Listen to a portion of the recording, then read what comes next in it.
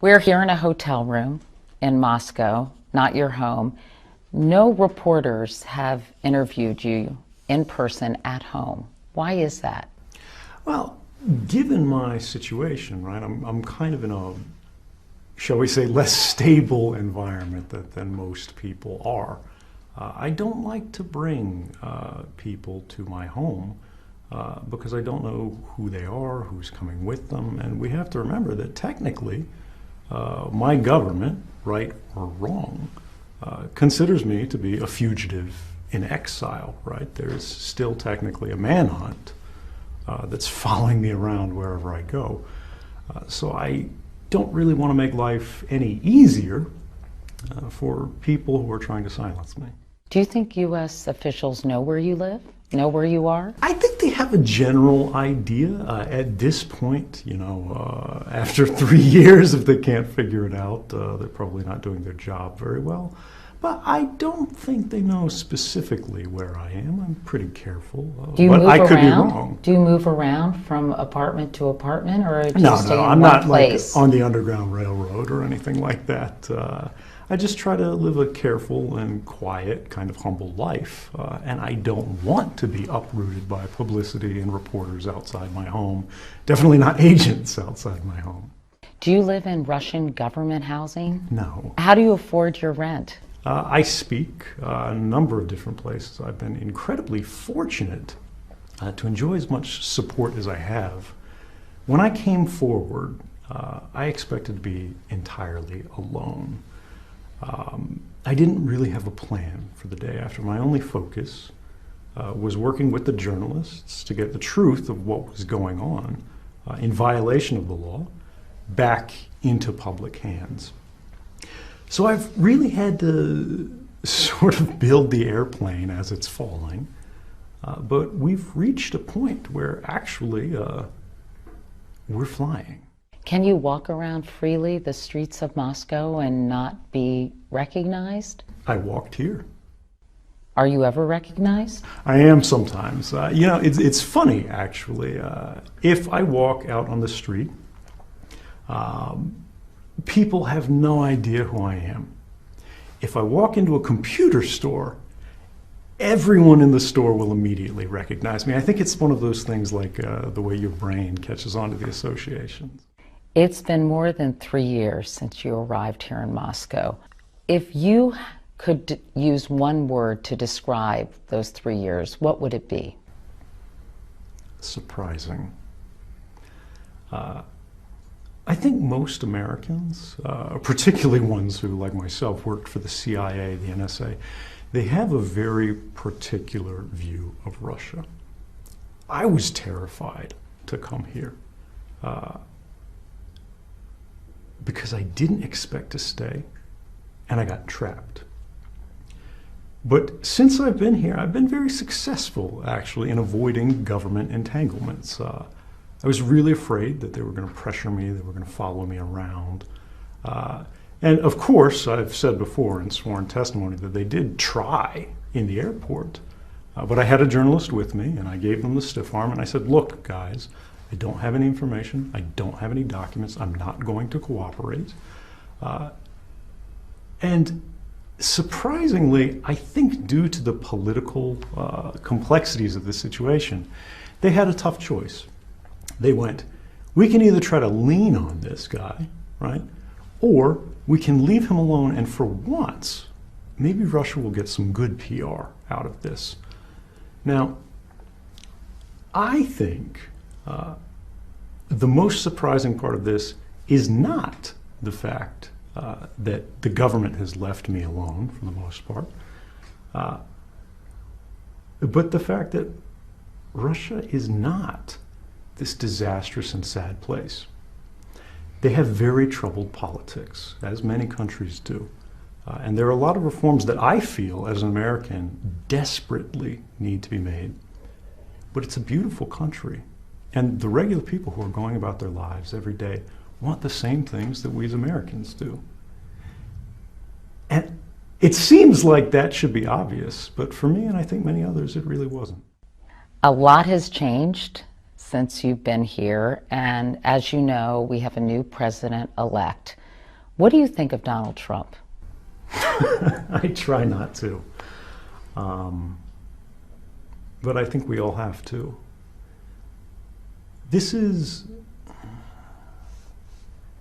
really feels like a year in which everybody was wrong about everything. So many people had predictions, so many people had ideas, and I think most Americans, whether they worked in the press, whether they were ordinary people, simply could not imagine we would be where we are today. And yet here we are. Now, the reason I say I try not to think about Donald Trump is that we shouldn't be focusing on people. We should be focusing on the directions, the impacts, the policies that this will lead to. Presidents come and go, policies stay. The executive director of Human Rights Watch, Ken Roth, said just a few days ago that he thinks we're seeing the rise of a new kind of leader in different countries around the world, a more authoritarian leader who sees rights not necessarily as a good thing, but as a barrier to implementing the will of the majority. But from my perspective, and I believe this is a fundamentally American idea, this is what rights are for. Rights are the only thing that stands between decades and centuries of democratic progress and one election that changes everything and leads to, rather than an enlightened society, a tyranny of the majority. Now, that's not to say what's coming, but when we have all three branches of government suddenly captured and controlled by a single party, that is a moment of systemic risk. And we need to think about what that means could be coming, what the risks are, and what we can do as citizens, how we can be more active in ensuring the country that we've built over so many years continues to be built in the right way. I think tomorrow is very uncertain right now. But we shouldn't be afraid of that. We should recognize that. We should prepare for that.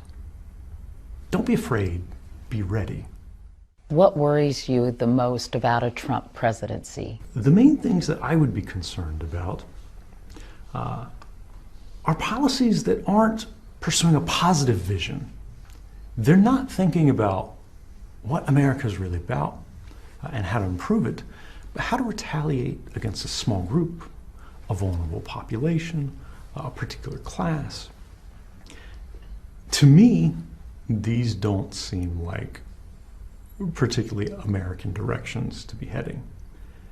Now, this is not to say that I don't want this president or any other president to be successful. In fact, I want every president to be successful in building a better America. But we need to make sure that that's what's happening. And we can't trust that that will happen. We can't wait for somebody to do that. If we want to be in a better America, we have to do it ourselves.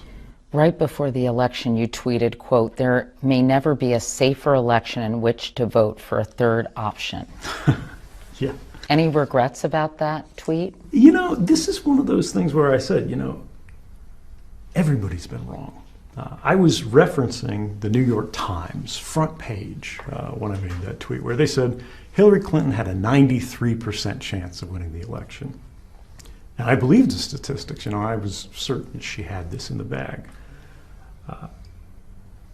And because of that, it seemed like everything was open. The possibilities that were there. The election wasn't even really an election. I was wrong. Do I regret that? I don't think I regret trusting the statistics were right. Because I think, particularly when we're focused on scientific methods of polling, we need to be able to recognize that experts have information, they're using methods, and this should be reliable. We should take this into account. Before the election, as you know, the DNC and the Clinton campaign were both hacked. U.S. intelligence officials, including the head of Homeland Security, have said they believe only Russia's senior-most officials could have authorized those hacks.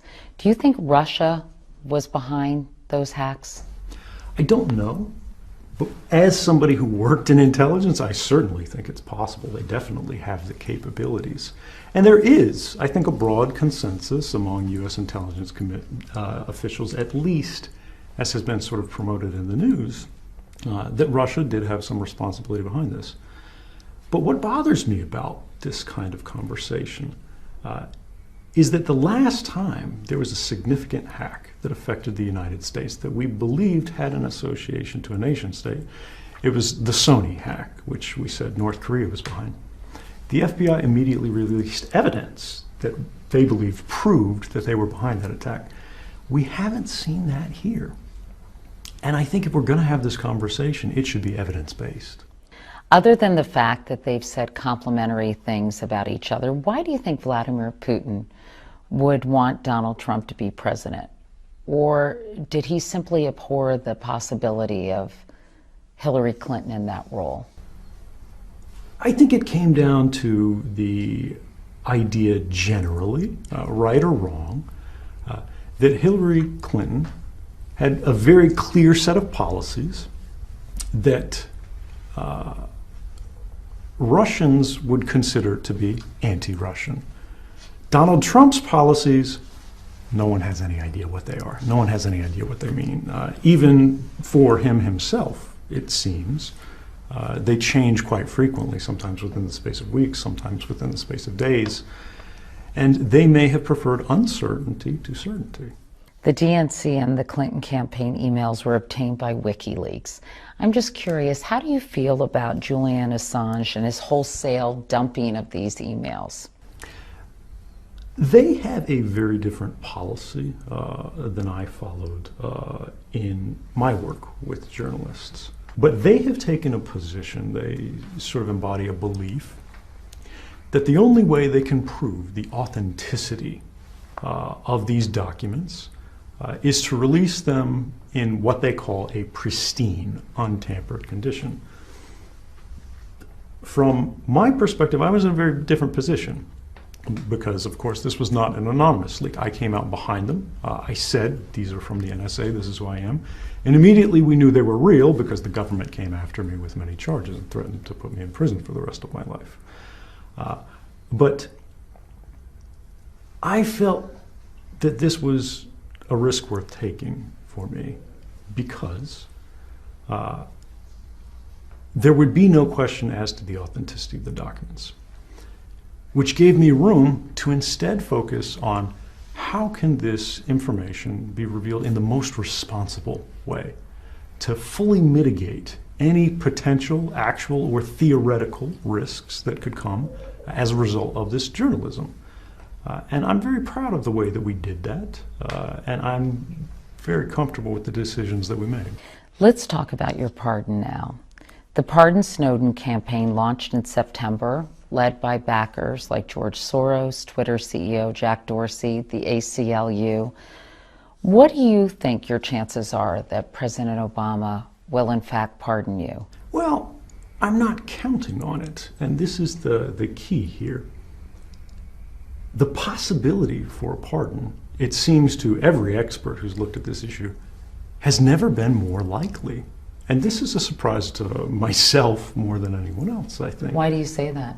Well, just a few days ago, we had 15 members of the Church Committee. Most people may not remember what they are, but in the 1970s, the intelligence organizations went through the greatest period of oversight of their history. They sort of pulled up the blankets and looked at what was happening at the CIA, the NSA, the FBI. They were writing letters to Dr. Martin Luther King Jr., saying that they had tapes of what he had done in hotel rooms, and if he didn't commit suicide, they were going to release them and destroy his reputation. They were secretly administering psychedelic drugs to college students to see the impacts they would have. They were engaging in assassination operations that were contrary to both American and international law.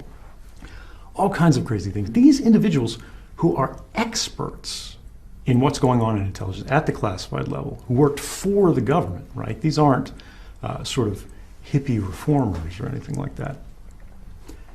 They argued that President Obama should seriously consider leniency in this case. They said that this case has caused far more benefits to American society, which I think is uncontroversial at this point, than any claimed harms for which we've never seen evidence. If you had 1 minute to make your case face to face to President Obama, what would you say to convince him to pardon you?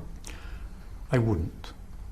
I would respectfully say to the president, I understand you have an incredibly difficult job. No one wants to be a whistleblower. This is something that's hard to do. It's hard enough to stand up to a bully in your life, to your boss in the office, much less the combined might of the National Security Agency, the FBI, and the apparatus of government. Nobody's going to volunteer for that. Nobody's going to sort of take this as a precedent and it's going to open floodgates. But there's one thing that I would hope he understands, and I think based on his recent statements, he does. He said that my actions and this journalism raised legitimate concerns. We're living in a time today where journalism is occurring in an environment of an extraordinary threat. And as official sources of information for the American citizen, the American voter, begin to dry up,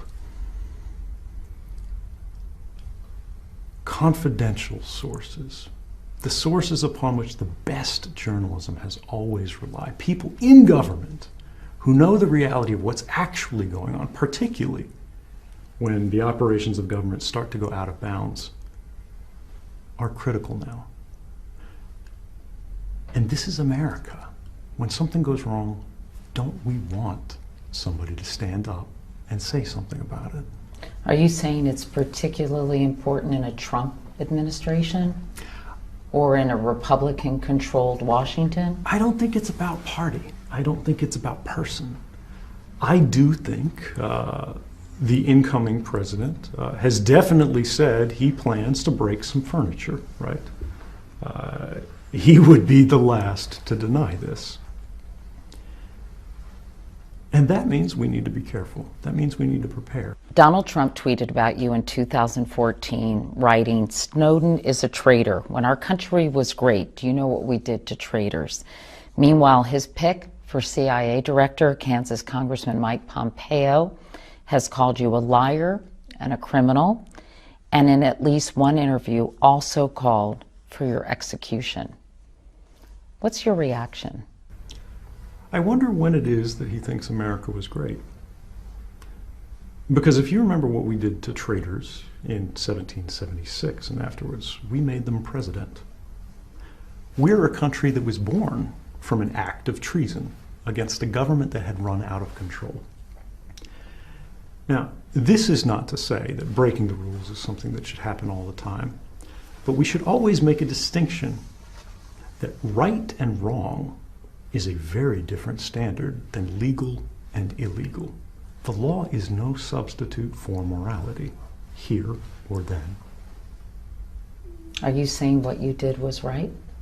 I think, yeah. Or legal, or both? I would not have done it if I didn't believe it was right. But you would acknowledge it was illegal? I definitely would say it's pretty sketchy there. But look, every act of progression in our nation's history has involved tension with law. Whether it was the abolition of slavery, whether it was the enfranchisement of women, whether it was the birth of our nation, laws were broken, and that's because the laws were wrong. There is a lot of talk out there, including among top-ranking intelligence officials, that Vladimir Putin may hand you over to the United States as a goodwill gesture to the Trump administration. How concerned/nervous are you about that possibility? I'm actually kind of encouraged. Encouraged? For completely different reasons. it wasn't so many years ago that people were saying, this guy's a Russian spy. But countries don't give up their spies. And if my recent criticism of the Russian government's internet policies, criticisms of their human rights records, have been so severe that even my greatest critics in the intelligence community are now saying, oh yeah, he's a liability, they want to get him out of there, that's a vindication. A vindication of what? The fact that I'm independent, the fact that I have always worked on behalf of the United States, and the fact that Russia doesn't own me. In fact, the Russian government may see me as sort of a liability. So you wouldn't mind if Putin said, extradited you and said, here you go, President Trump?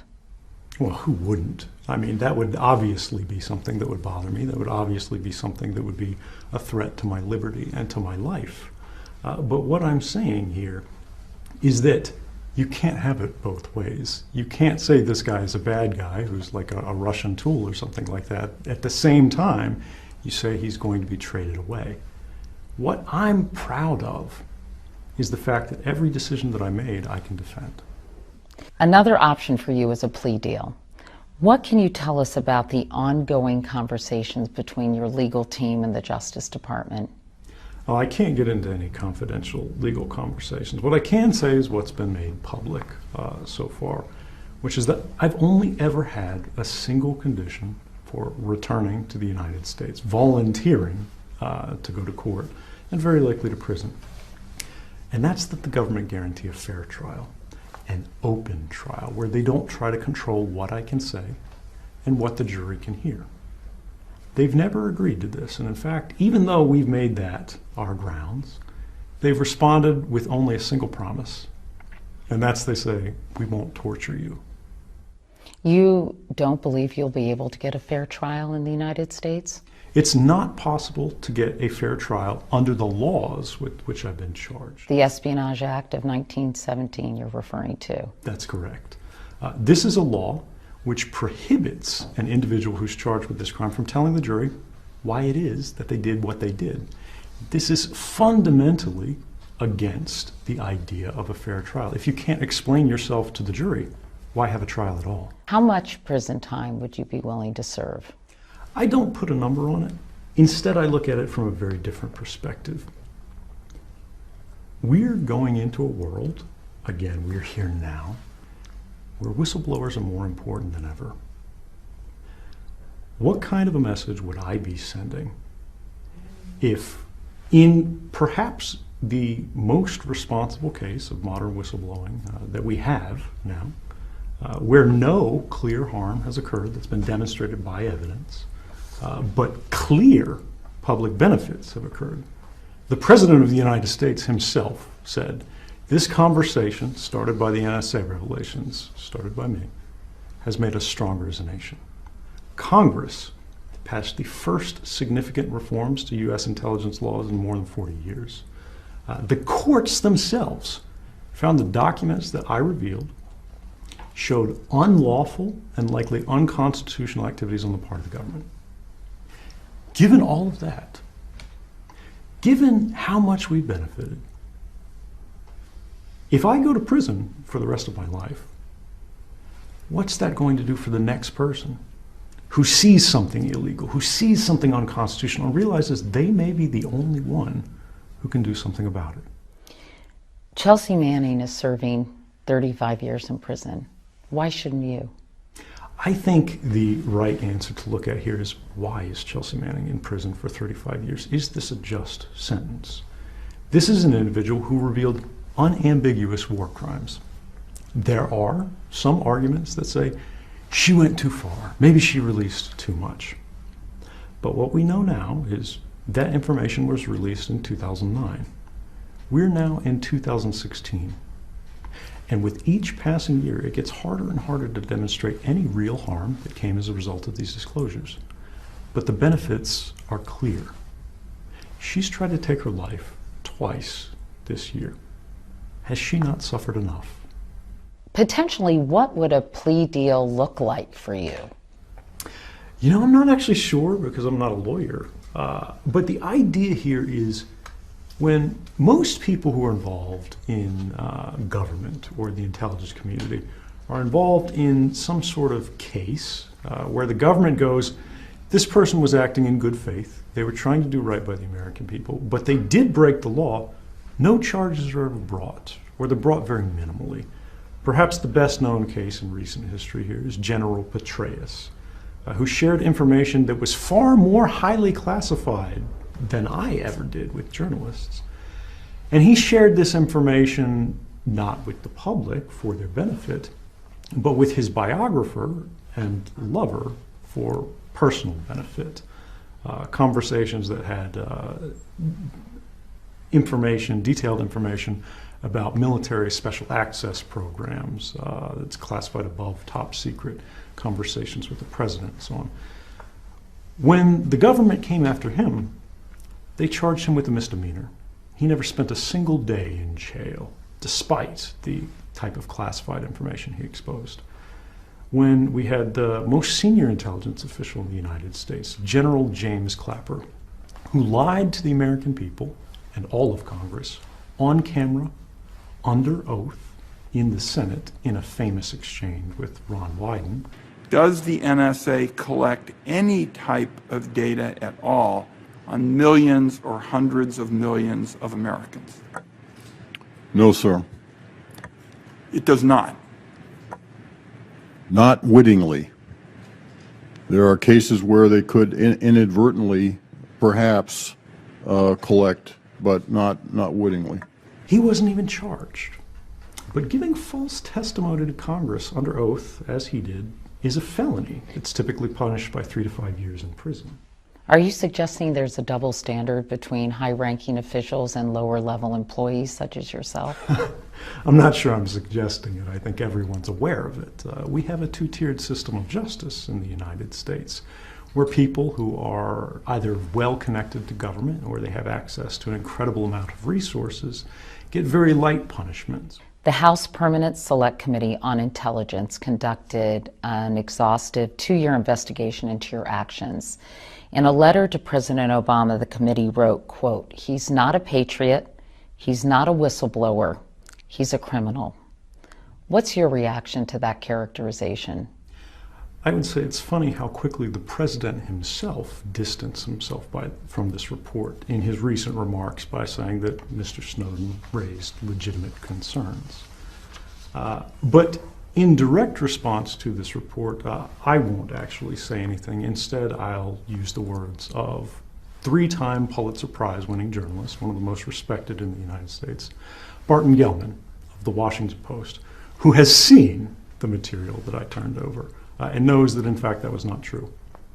He found that 4 out of the 6 claims that the Intelligence Committee made in this report were verifiably false. He had the evidence to show this. The 5th one was specious at best. And the 6th was that I faked a sick day when I was trying to get out to meet with journalists, which, let's be real, I am completely and totally guilty of. He said the report was not only inaccurate, not only incurious, but trifling. Admiral Mike Rogers, the director of the NSA, told Yahoo News this year that your disclosures accelerated a move by terrorists to encrypted communications and made it easier for them to plan attacks like the one in Paris without being detected. He said, quote, "No one should doubt for 1 minute there has been an impact because of your disclosures." It's funny that he says that because he's also said on the record to journalists that when he looks around, the sky is not falling. The NSA's operations have not been significantly hindered, and they're still very much in business. Moreover, we know for a fact at this point that the Paris attackers were not using encrypted communications, and in fact were using simple burner phones of the type that drug dealers were using back in the 1990s. Even if there is not any specific concrete evidence that your actions aided terrorists, there's also no specific concrete evidence that they didn't. And even Barton Gellman, the reporter you just mentioned, one of the journalists with whom you shared classified documents, said, quote, "I do not share the view of some of his fans that he did no damage at all. Can you at least acknowledge that damage might have been done as a result of your disclosures? I don't agree with him in that regard. What I will say is this. Whenever we're talking about damage without evidence, this is an intentional effort to change the conversation from the concrete harms of these programs that violated the rights of every man, woman, and child in the United States and people around the world, and instead talk about the theoretical risks of journalism. What Barton Gellman was acknowledging there was that yes, it's possible that officials could have been embarrassed by this. Reputations could have been damaged by this. And the intelligence community considers this to be a matter of national security. But I would argue there's more to national security than reputation. But aren't we talking, in fairness, more than simply reputations or being embarrassed? Virtually every U.S. security official, current and former, agrees that these disclosures made it more difficult to track the movements of organizations like ISIS and other terrorist groups. I don't agree with that. Now, of course, it's reasonable to presume that these things could happen. Terrorists read the newspaper too. But I'll tell you, terrorists already knew the NSA was coming after them. And what we saw in the newspaper wasn't anything that they didn't already understand. What was revealed in the newspaper was only a surprise to Americans and ordinary citizens. How many documents were provided to journalists? This is a good question, but I have to say, remember, I am still under active investigation, so I can't answer FBI-style questions on camera. Because the number has ranged from 50,000 to, as you said, 1.5 million. You can't give us any idea? What I can tell you is the journalists, and there are several of them, have consistently said the government's numbers are ludicrous overestimates.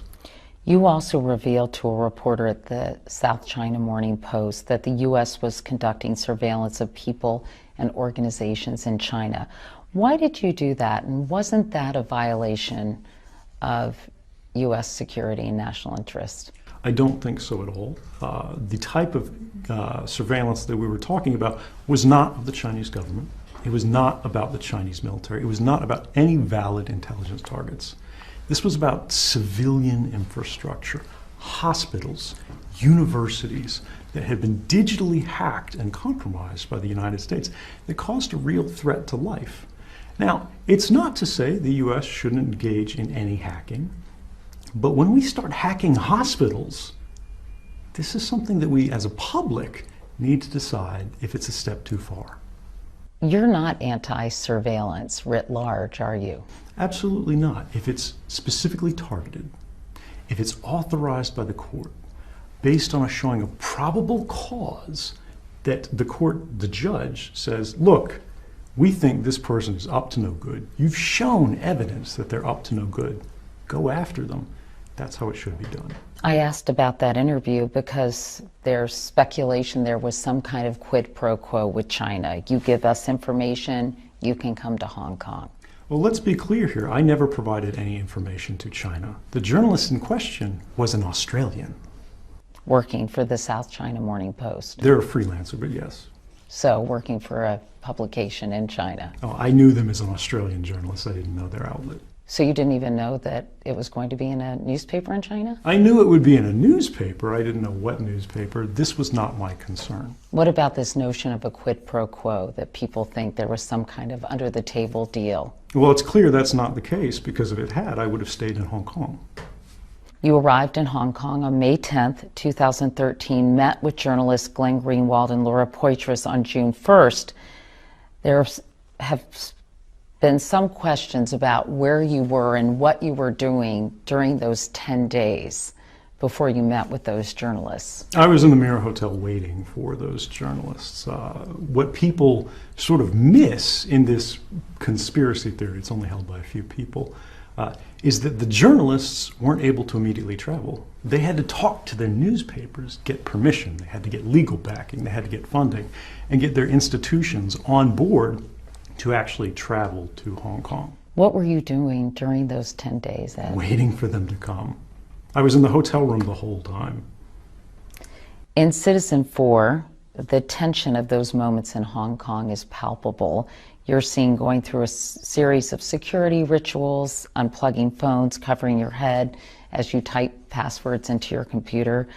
You seem keenly aware of a target being on your back. Could you describe those days for us before you went public, what that was like? You know, it's those moments, it's actually difficult to watch them on film because the pressure, the stress was so great that I was almost in like a fugue state. You lose your emotional affect. You can't be as high or as low as you normally are. You're only focused on one thing, and that's the mission. Before you left Hong Kong, I know you reportedly went to the Russian embassy. Can you tell me why and what you did there? No, there's a crazy conspiracy theory out there that I was a Chinese spy when I was in China. I'm a Russian spy when I'm in Russia. They say, you know, I'm partying in the Russian embassy, having birthday parties. It's completely wrong. And this is the reason why that wasn't a newspaper report that was carried around the world. Somebody raised this as a conspiracy theory and nobody could confirm it because it didn't happen. After you were granted asylum in Russia in August of 2013, you issued a statement through WikiLeaks criticizing the Obama administration for showing no respect for international and domestic law and thanking Russia. Do you believe Russia has more respect for international law than the United States? No, and I think this is kind of a false choice here. You're saying who's worse? Who do you want to beat up on? Are you going to condemn the United States? No. The United States does wonderful things for human rights in many areas around the world, but we have to remember that nobody's perfect. Russia has a very poor human rights record in many areas, but when they can do something good, when they can actually stand up for the rights of a dissident, shouldn't we applaud them? It's very easy nowadays for a Chinese dissident or a Russian dissident to get asylum anywhere in the world, right? You know, doors are open everywhere. But I applied for asylum in 21 different countries around the world, all throughout Western Europe, countries like France, like Germany, like Norway, like Sweden. And every time they got close to saying, yes, let's grant this man asylum, phones would ring in the government from the Vice President of the United States, from the Secretary of State, saying, if you protect this man, regardless of whether it's right or wrong, regardless of whether it's lawful or unlawful, we will take some retaliatory action. Should we applaud that? That doesn't mean the United States is some human rights monster, but we should recognize on a case-by-case basis that sometimes we can do right and sometimes we can do wrong. Can you see the irony in you, the poster child for civil liberties and privacy, finding sanctuary in a place that has little respect for either? Absolutely, but let's again look at this. I have been a tireless advocate for the expansion of Russian internet freedom since I've been in Russia. Russia recently passed what's called the Yarovaya law. Colloquially, it's called the Big Brother law. That's an internet surveillance law. I said on passage, it was a dark day for all Russians. It was taking money from the average Russian citizen. It was narrowing the scope of their rights. This is a wound on Russian society. And believe me, that's unlikely to win me any friends in Russian government. But it's something that needs to be said. I know that you have said you did not provide any documents or share any intelligence with the Russian government, but I want to ask you about something that was published last June where a member of Russia's parliament publicly conceded that you did in fact share intelligence with the Russian government. What did you make of that? I'm really glad you asked that because this is a broadly misreported point. This individual didn't actually say that. It's a mistranslation based on an NPR report where this individual in Russian said, let's be frank, I think. They were speculating that Russia's services would of course approach me and that I would share information with them. It didn't happen. I've never shared information with Russia's intelligence services. Let me ask you about Vladimir Putin. Have you ever met him? I have not met Vladimir Putin. This is kind of a surprising thing. I mean, in the United States, the number of people who meet the president is pretty limited. He's a busy guy. He's got a lot going on. But people seem to think that I'm going ice skating with Vladimir Putin in Red Square, every weekend. We're riding polar bears over the tundra. Yeah, no, I've never met the Russian president. I have no intention to. Do you have to be careful what you say about him, given that this country has provided you sanctuary? I don't know if I am supposed to. I haven't done a very good job. You have been critical of him, haven't you? I have. And you feel comfortable doing so?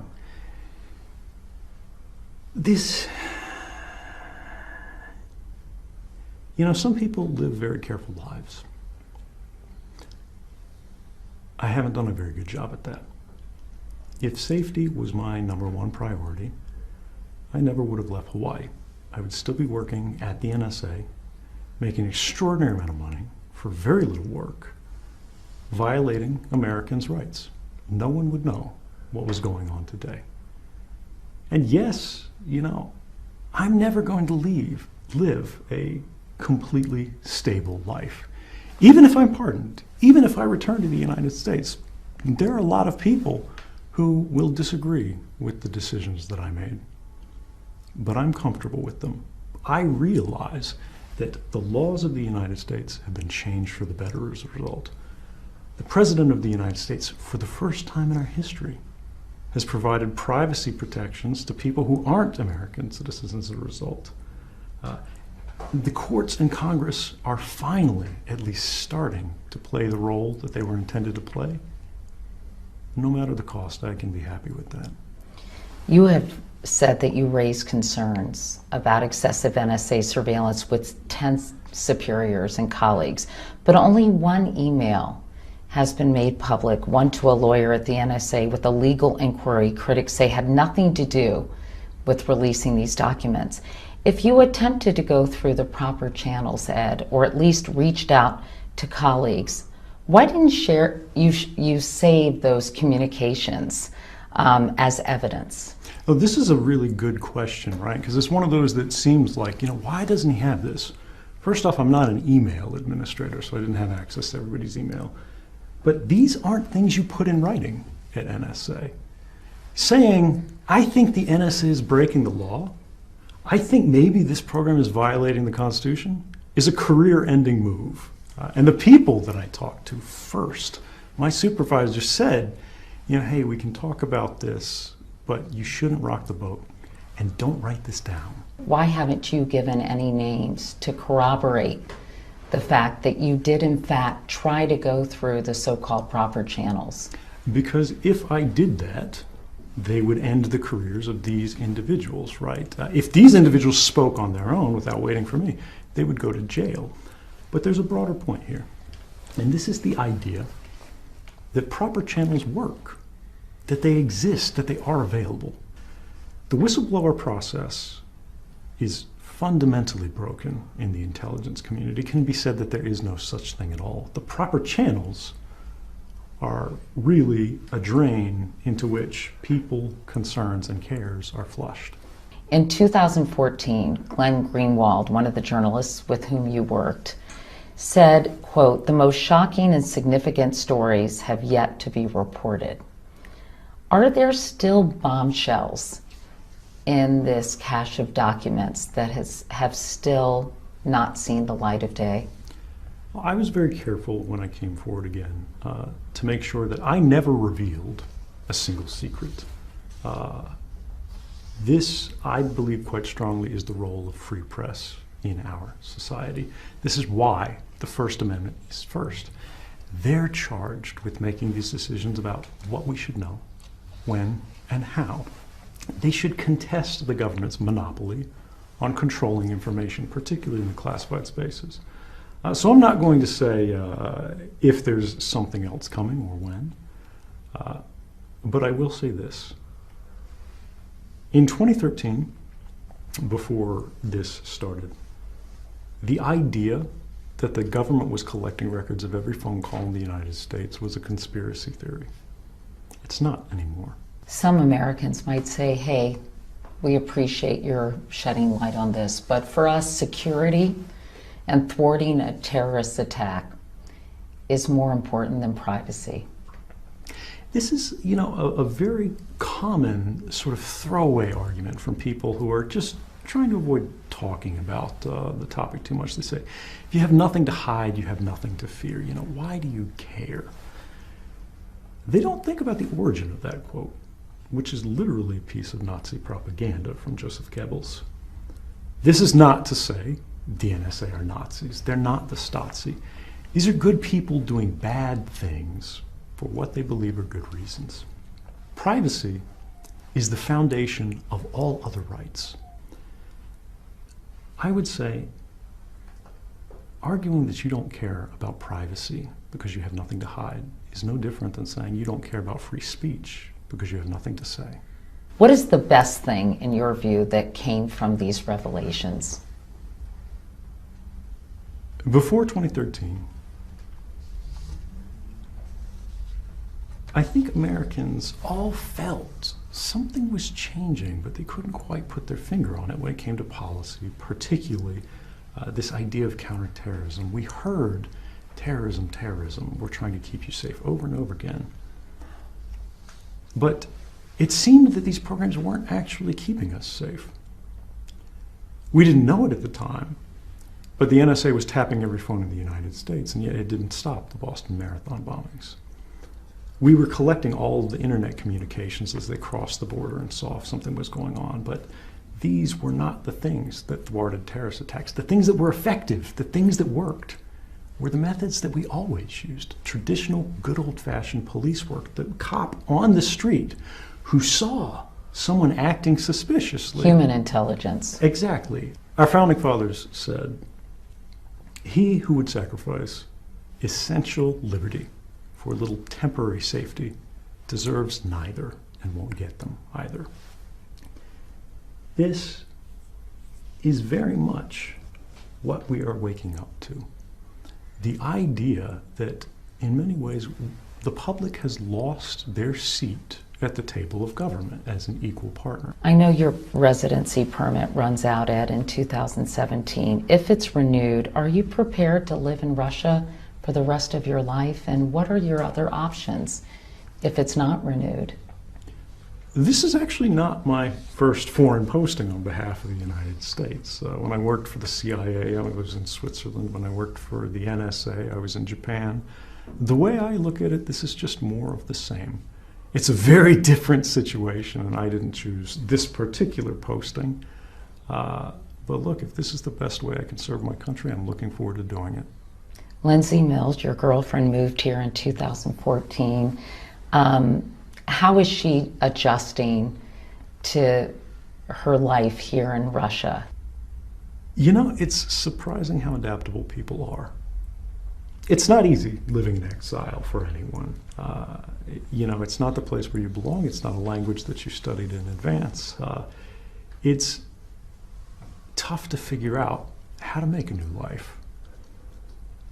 But she is an incredible person because I signed up for this. I knew what was coming. I was volunteering for these risks.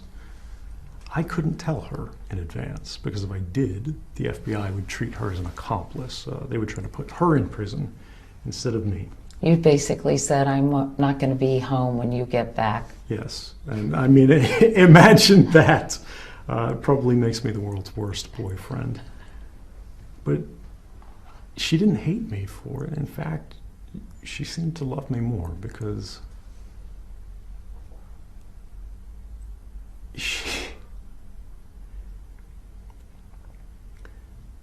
she knew me before I had a job. She knew me before I was making good money. And she cared about me then. And as I climbed the ladder, as I gained all these clearances, as I became a much more senior and successful individual, she cared about me just as much. But when I lost it all, when I gave it all up, because I saw something wrong, something I believed needed to be said. She said she just fell in love with me all over again. And I can never thank her enough for that. What do you miss most about the United States? Family, of course, that's always the thing. You know, they can come and see me, but you've got all these travel arrangements and logistics. You got to go on an airplane ride. Who doesn't miss that? When you look back at the last 3 years, was it worth it? Absolutely. I would do it again. No regrets. No regrets at all. People listening to this might think, are you kidding? No regrets? Well, I do have to deal with some tough interviews now, but honestly, I'm glad we can have these conversations, and I hope that we work to make an America that never loses the opportunity to do this. Look, journalism is a hard job. I understand that. And I think it's clearer now than perhaps ever before that if we don't make sure that sources and journalists can have these conversations, and not outside borders where you've got to fly around the world to have it, but at home, before we get to this point where it's such a problem, we're losing a lot of what makes us great. Do you think you'll ever be able to convince people who have very little sympathy for you, who don't believe you should be walking around a free man here in Moscow, but instead you should be in prison? What do you say to those people who just do not understand your point of view? I'm not going to ask them to trust me. I'm not going to ask them to believe in me, because I think Americans have had enough of people saying, trust us. That was the problem that got us here in the first place. But what I will say is this. In 2013, it was pretty easy to say, we don't know what's coming. This guy probably took a lot of risks. This is really irresponsible. This is going to cause harm. But in 2016, these officials have had every opportunity to show evidence that harm came as a result, and they haven't. Do you really think if the government can show somebody was hurt, a program was damaged, we've gone dark and can't track dangerous people, they wouldn't leak that criticism? That wouldn't be on the front page of the New York Times by the end of the day. I don't think so. And I hope maybe in time you'll think the same. Ed Snowden, thank you so much for spending all this time talking to us. We really appreciate it. Thank you very much.